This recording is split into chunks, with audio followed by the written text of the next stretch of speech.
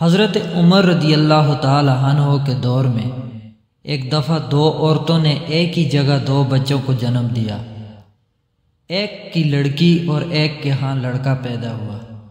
اس کے بعد دونوں عورتوں کا آپس میں جھگڑا ہو گیا۔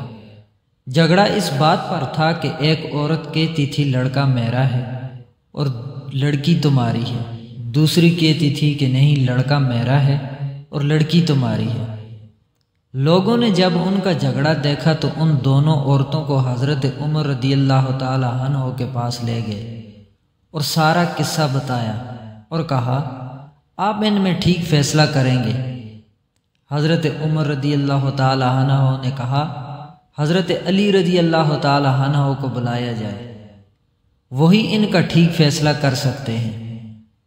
جب حضرت علی رضی اللہ تعالی عنہ آئے تو لوگوں نے انہیں سارا قصہ بتایا تو مولا علی کو بتایا تو مولا علی نے فرمایا ان دونوں عورتوں کو ایک ایک چھوٹا برتن دو اور انہیں کہو پردے میں جا کر ان برتن میں اپنا اپنا دودھ لے کر آؤ۔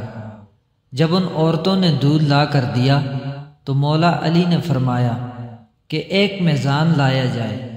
جب میزان لایا گیا تو مولا علی نے اس میزان پر دونوں عورتوں کا دودھ رکھ کر تولا تو ایک کا وزن کم تھا دوسرے کا زیادہ۔ مولا علی نے فرمایا کہ جس کے دودھ کا وزن زیادہ ہے اس کا لڑکا ہے اور جس کے دودھ کا وزن کم ہے اس کی لڑکی ہے۔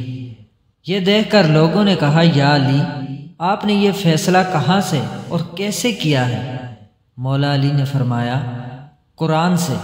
سب لوگ اپنے اپنے گھروں میں جا کر قرآن کھول کر دیکھنے لگ گئے کہ کہاں لکھا ہے کہ دودھ والا قصہ۔ رات بھر قرآن سے ڈھونڈ ڈھونڈ کر جب کسی کو کچھ بھی نہ ملا تو صبح سب لوگ مسجد میں جمع ہو گئے، اور جب مولا علی مسجد میں آئے تو لوگوں نے کہا یا علی آپ نے تو کہا تھا کل والا فیصلہ آپ نے قرآن سے کیا، مگر ہم سب نے ساری رات قرآن سے ڈھونڈا مگر ہمیں کچھ نہیں ملا۔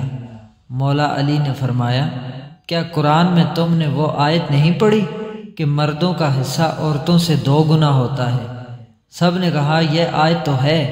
تو مولا علی نے فرمایا کہ اسی آیت سے تو میں نے وہ فیصلہ لیا تھا۔ سبحان اللہ۔